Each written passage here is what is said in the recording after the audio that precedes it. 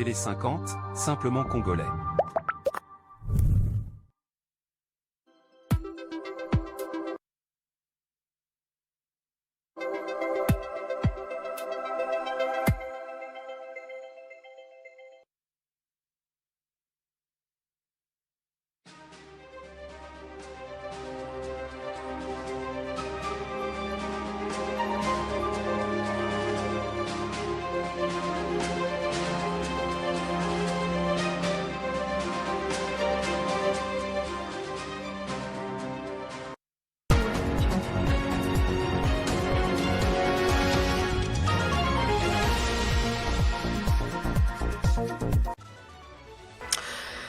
Football final des barrages intercontinentaux RDC-Jamaïque, c'est ce soir à Guadalajara au Mexique.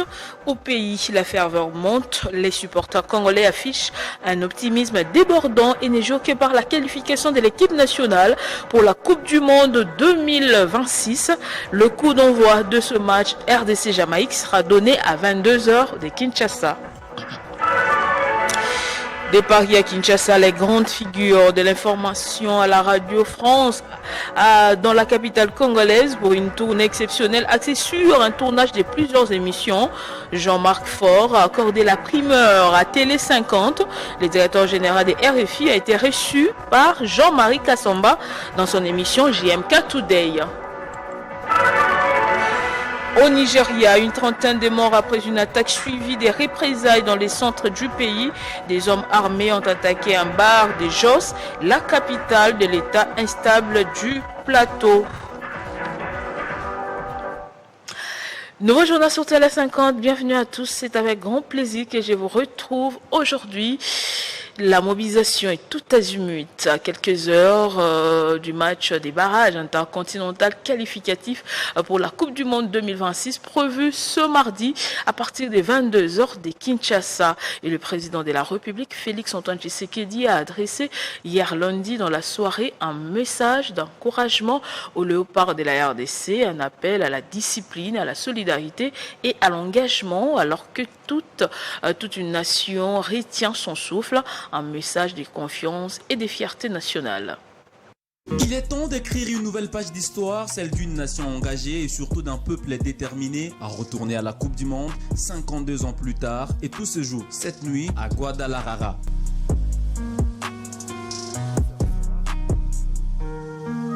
Après un long chemin parcouru, les léopards sont aux portes de l'Amérique, mais pour obtenir leur ticket, ils doivent écarter les Reggae Boys de la Jamaïque qui nourrissent aussi les mêmes ambitions, celle de jouer la Coupe du Monde pour la deuxième fois après les années 98.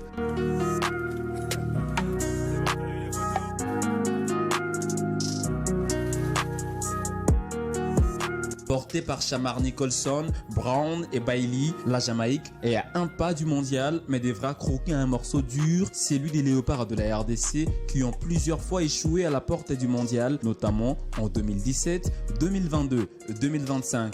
Ce que ça signifie pour nous, c'est l'espoir de tout, comme vous l'avez dit, du pays, de toute cette génération de Congolais qui n'ont pas eu la chance de voir leur équipe dans une Coupe du Monde. Ça représente aussi le travail qu'on a initié depuis 3 ans maintenant, puisqu'on a commencé nos qualifications en 2023.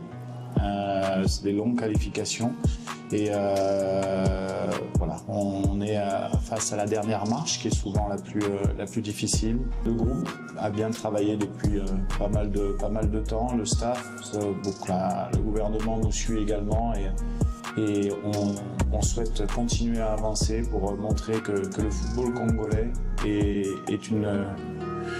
à la hauteur d'autres nations, et que c'est une grande nation du football et qu'il y a de très très bons joueurs au Congo. Avec une génération requinquée et un coach ambitieux, la RDC peut compter sur l'expérience de Cédric Bakambu et Chancel Mbemba, mais aussi et surtout les talents de ces jeunes pour écrire une nouvelle page de l'histoire ce soir au Mexique. Avant ce soir au Mexique, le pays est déjà dans l'effervescence avant le coup d'envoi de cette rencontre prévue à Guadalajara. Optimiste, les Quinois ne jouent que par une victoire contre la Jamaïque. On les écoute au micro de Christian Bokaya de Corée. Bon, match à l'élo, c'est un match qui a pété, c'est un match qui a cassé, mais c'est en faveur de Nabiso. Vu la qualité de joueur Nabiso, tout ça, espoir est ça. Éternellement. Donc, bêta mondial. Donc, après 52 ans, il faut tout bêta. Donc, l'auto, il faut tout bêta. Vous allez 2-0, 2-0 Kakapam. Bon, on a un match, on a un match, match est 3-1. Vous gagnez 3-1. Bon, on a 1-0. On est à Jamaïque, on est à RDC. Tu bêtes un match à Makassi. On est à Goutouana. On est à match à Makassi pour la finale. Mais tu bêtes un match par rapport à Jamaïque. Un match, tu es à Jamaïque, tu es à Jamaïque, tu es à la perte à Jamaïque. Tu peux savoir pronostic, tu es là, tu as gagné Bango. On va à Jamaïque, tu es à RDC. Je te ferai un Nenga Congo. L'homme qu'on a vu, le tout n'a vu. L'homme tout n'a vu. Ils sont battus et fait un total. On peut battre la biso. Ils sont battus et fait total à Kakate. On peut battre, on va somba. On peut battre la biso. C'est un Congolais patriote d'origine. Vraiment, nous avons abalé. Comme tout n'a biso. Nous avons abalé la Zalaga. Nous avons abalé la Zalaga. Na lali na butu ayebisinga ke lelo tu na yo lelo pe tu na ngai match wana eza match ya biso te eza pona ba mama eza pona biso te eza ba mama nde mutu baluki histoire ko po ezala donc match ya lelo pena faut kaka 2-0 to kata musala ayeba ke Léopard pe azali. Bonne chance au Léopard. Des propos recueillis par Christian Bokaladou que vous allez retrouver aujourd'hui à 17h sur le plateau spécial Léopard en marge de ce match qualificatif pour le mondial RDC-Jamaïque.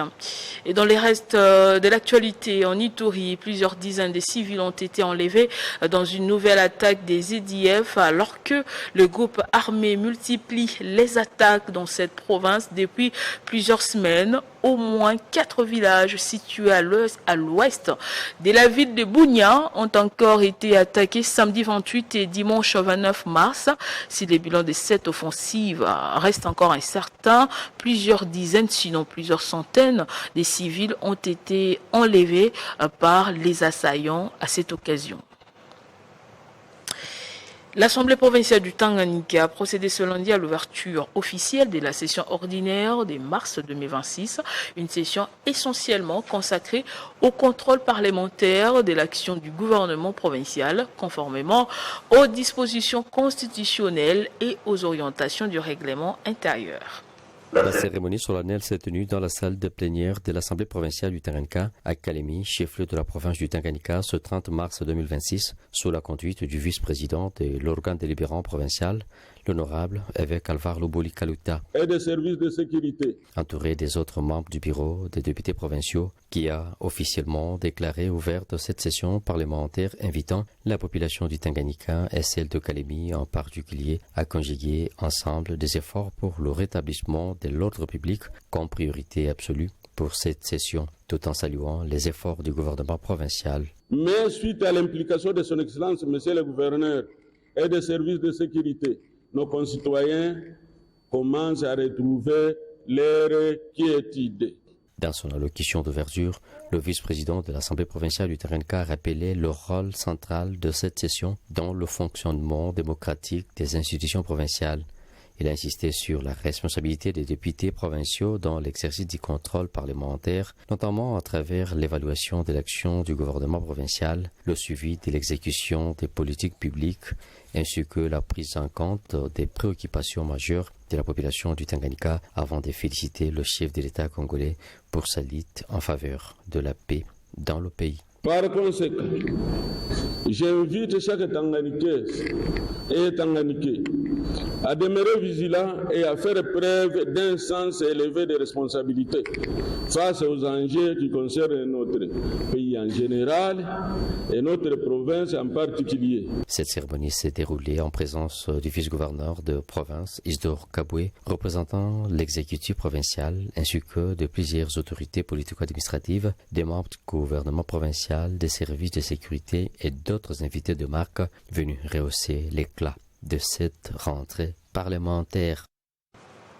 Je le disais au sommaire, les grandes figures de l'information à la Radio France Internationale séjournent à Kinshasa pour une tournée exceptionnelle axée sur le tournage de plusieurs émissions à la Halle de la Gombe. C'est dans ces cadres que son patron Jean-Marc Faure a été reçu ce matin par Jean-Marie Kassamba, patron de l'Espace 50, dans son émission JMK Today, au cours de laquelle l'image des RFI perçue par les dirigeants congolais ainsi que la mission du séjour de ces médias français à Kinshasa ont fait l'objet du débat.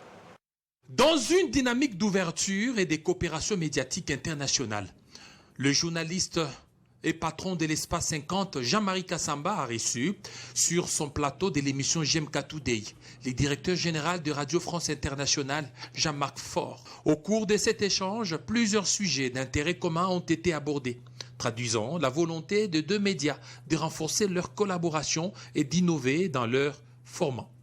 Parmi les points saillants, les deux personnalités ont notamment épinglé la possibilité de développer le tournage de certaines émissions en public, une approche qui vise à rapprocher davantage les médias de leurs audiences et à favoriser une interaction directe avec le public.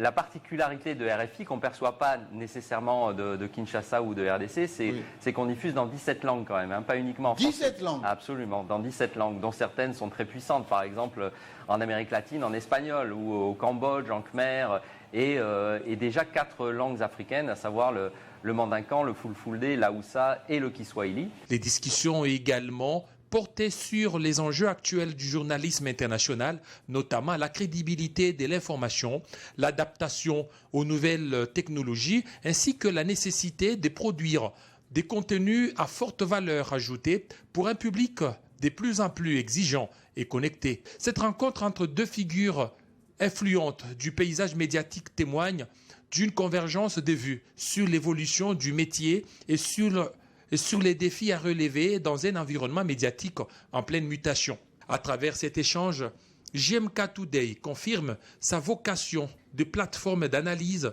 et de dialogue ouverte aux grandes voix du journalisme international. Jean-Marc Kabound a été reçu au siège du parti LGD Matata Pogno par le secrétaire général Franklin Chamala. Une rencontre stratégique autour des enjeux politiques actuels qui pourraient annoncer des nouvelles alliances au sein de l'opposition congolaise. Dans un contexte politique marqué par des récompositions stratégiques et des repositionnements en vue des échéances futures, Jean-Marc Kabound a été reçu au siège du parti politique Leadership et Gouvernance pour le Développement, formation chère à Matata Pogno, MAPON. L'accueil lui a été réservé par le secrétaire général du parti, Franklin Chamala, entouré de l'ensemble de son staff, dans une ambiance empreinte de courtoisie, mais surtout des calculs politiques. Cette rencontre, loin d'être anodine, intervient à un moment où l'opposition congolaise cherche à se restructurer pour peser davantage sur la scène nationale. Les discussions auraient tourné autour des grands enjeux de l'heure, notamment la consolidation de la démocratie, la gouvernance électorale, ainsi que la nécessité d'une opposition plus cohérente et unie face aux défis actuels. Pour Jean-Marc Kabound, ancien pilier de la majorité devenue figure d'éproux de l'opposition, cette démarche s'inscrit dans une logique d'ouverture et de rapprochement avec d'autres forces politiques partageant une vision commune du changement. Du côté des LGD, cette audience traduit également une volonté de dialogue et de construction d'alliances stratégiques. Si aucun communiqué officiel n'a filtré sur la nature exacte des engagements pris, cette rencontre suscite déjà des interrogations et alimente des spéculations quant à une possible convergence politique entre les deux camps. À l'heure où les lignes bougent et où les ambitions se dessinent, cette entrevue pourrait bien être le prélude à une nouvelle dynamique politique susceptible de rebattre les cartes sous l'échiquier national. Une chose est certaine, en politique, les rencontres d'aujourd'hui façonnent souvent les alliances de demain. Et puis les femmes de Télé 50 ont clôturé le mois de mars dédié à la défense des droits de la femme à travers une activité marquée par des échanges, des témoignages et un appel à renforcer le leadership féminin dans les médias. Une célébration qui met en lumière leur engagement et les défis à relever. Au terme du mois de mars dédié à la célébration de droits et des réalisations des femmes, les professionnels de Télé 50 ont marqué d'une empreinte particulière la clôture de cette période symbolique à travers une activité riche en émotions, en réflexion et en engagement. Journalistes, animatrices, techniciennes et cadres féminins de ce média panafricain se sont réunis pour célébrer leur rôle essentiel dans le passage audiovisuel tout en mettant en lumière les défis qu'elles continuent de relever au quotidien. Cette initiative interne s'inscrit dans une volonté affirmée de valoriser la femme dans le secteur de médias souvent confronté à des obstacles liés à la reconnaissance, à l'équité et à la représentativité. Au cours de cette cérémonie, plusieurs interventions ont rappelé l'importance de promouvoir les leaderships féminins, d'encourager la solidarité entre femmes et de renforcer les capacités professionnelles pour une meilleure compétitivité dans un environnement médiatique exigeant. Moment fort de cette clôture, des témoignages inspirants et des échanges constructifs qui ont permis de dresser un bilan du chemin parcouru tout en projetant des perspectives ambitieuses pour l'avenir. À travers cette célébration, les femmes de Télé 50 réaffirment leur engagement à œuvrer pour une information de qualité tout en portant haut les valeurs d'égalité, de professionnalisme et d'excellence. Une clôture symbolique, mais surtout un appel à poursuivre le combat pour la reconnaissance et la valorisation des femmes au-delà du mois de mars. Au Nigeria, une fusillade dans un bar de la ville de Jos a fait au moins 30 morts. Le gouvernement de l'État des Plateaux a décrété un couvre-feu de 48 heures dans les quartiers où s'est déroulée la tragédie, ce qui n'a pas empêché les habitants de manifester pour demander aux autorités locales de prendre des réelles mesures contre l'insécurité. Et ce journal est terminé. Place au rappel des titres.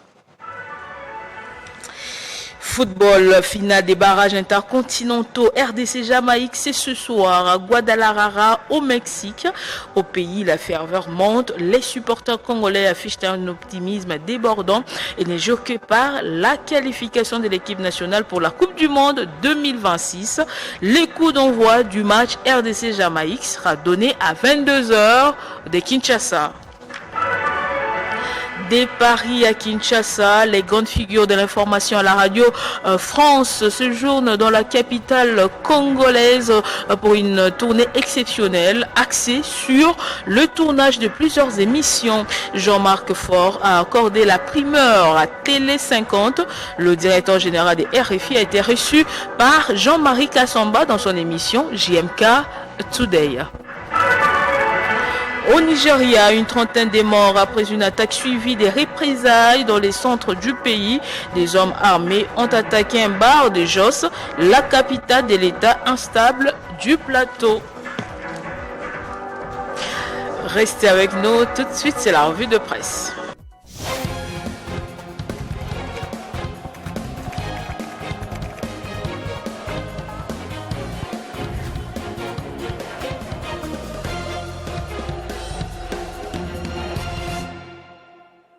Comme tous les mardis, j'ai le plaisir de recevoir de l'autre côté du plateau Damaris Kayembe.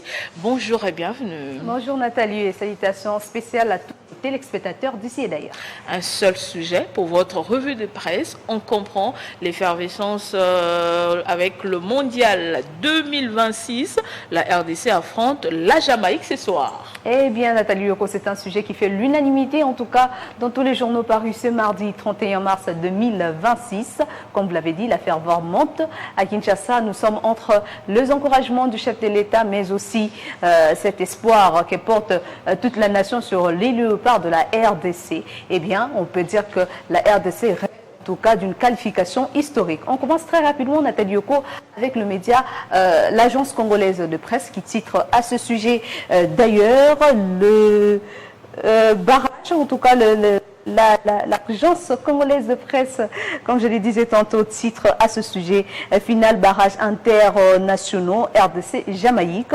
Message d'encouragement du chef de l'État, Félix-Antoine Tshisekedi, au Léopard avant le match. Dans ces colonnes, Nathalie Yoko, on peut clairement lire ici quelques extraits, en tout cas du message du chef de l'État, Félix-Antoine Tshisekedi, qui dit: demain, vous n'entrez pas seulement sur un terrain de football, vous porterez avec vous le drapeau de la République, la fierté de plus de 100 millions de Congolais et l'espérance d'un peuple qui croit en votre talent et votre courage et votre engagement. C'est ici, Nathalie, la déclaration du chef de l'État qui a publié un communiqué hier, qui a publié d'ailleurs un communiqué aujourd'hui lundi pour encourager le léopard de la RDC. Eh bien, la prospérité également a essayé de nous rapporter en tout cas ses communiqués. Il titre à sa une mondiale 2026.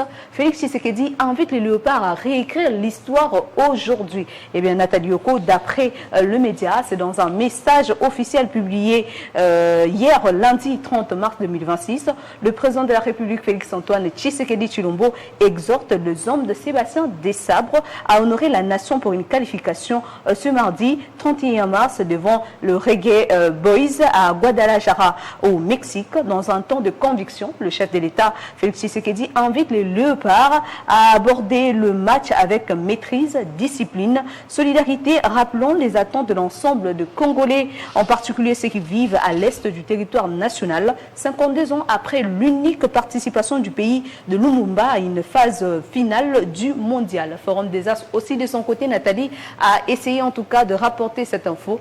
Il titre à sa une « À seulement une marche de la Coupe du Monde 2026, Fatih envoie une lettre de réarmement moral au léopard. » Pour le média, derrière chaque passe, chaque duel, chaque effort, c'est la dignité d'un peuple, le rêve d'une jeunesse en quête d'horizon et l'espoir d'un pays jusque dans ces territoires meurtris de l'Est qui se joue un message puissant qui érige cette confrontation en symbole d'unité, de résilience et de conquête avec en ligne de mire une qualification historique attendue. Ce mardi, tout se joue, RDC Congo Jamaïque, l'heure d'un rendez-vous. Cette rencontre est plus qu'un match attitré ici. Info 27 à sa une qui titre sur le sujet pour Info 27 ce mardi, ça passe ou ça casse, Nathalie Yoko. Ajoutons que pour la RDC, cette rencontre est plus qu'un match. Le média écrit, le moment dépasse le football. À Guadalajara, la République démocratique du Congo joue bien plus qu'un match. Elle joue une mémoire, une attente, une promesse, 52 ans après sa dernière apparition en Coupe du Monde. Le pays se retrouve à une marche d'un non-retour qui serait autant sportif que symbolique. Face à la Jamaïque, l'enjeu est clair, saisir une opportunité rare, transformer une dynamique en accomplissement. Derrière le léopard, c'est toute une nation, comme je l'ai dit au début en tout cas de mon introduction. Le média ici, nous avons le quotidien, la référence plus aussi qui a essayé de commenter cette rencontre qui va se jouer à 22 h, Nathalie, mais la référence plus reste en tout cas dans ce réserve. Pour la référence plus, il ne faudrait pas sous-estimer l'équipe de la Jamaïque. Pour ces médias, une victoire permettrait à la RDC de renouer avec la plus grande scène du football mondial qu'elle n'a plus connue depuis sa seule participation en 1974. Ça date quand même, Nathalie. Oui. À Kinshasa, 72 ans après, l'impatience est palpable. Depuis l'annonce de cette rencontre cruciale, depuis la ville vit au rythme du compte à rebours. Sous la conduite ici du sélectionneur français Sébastien Desabre, le léopard aborde cette rencontre avec détermination. Mais attention au piège, la Jamaïque n'est pas là par hasard. Les Reggae Boys, physiques et rapides, arrivent gonflés à bloc et bien décidés à briser le rêve congolais sous le soleil mexicain. Et pour finir ici, nous avons le média Food RDC. Le média Food RDC est revenu sur quelques analyses des experts, des journalistes sportifs sur cette question. Nous avons sélectionné ici le commentaire de Jérémy Ngeleka, journaliste sportif, qui dit sur ce contexte ici que le fauve congolais ont toutes les chances de s'imposer dans cette rencontre. Toutefois, il faudra être prudent derrière puisqu'ils feront face à une équipe qui joue sans complexe et qui tentera le tout pour le tout afin de se qualifier. Sur le léopard, de faire preuve de solidité défensive et d'efficacité devant le but pour prendre le dessus sur leur adversaire. Et bien Nathalie, on peut clairement dire que nous attendons en tout cas cette rencontre avec beaucoup d'impatience parce que c'est le football, tout peut se jouer, mais nous souhaitons en tout cas bonne chance au léopard. Vous avez un pronostic par rapport à ce match? Non, je reste comme la référence plus sous mes réserves. Donc, merci beaucoup Damaris pour tous ces détails. Merci beaucoup. Merci également à vous de nous avoir suivis de partout. L'information reste en continu et en temps réel sur votre télévision.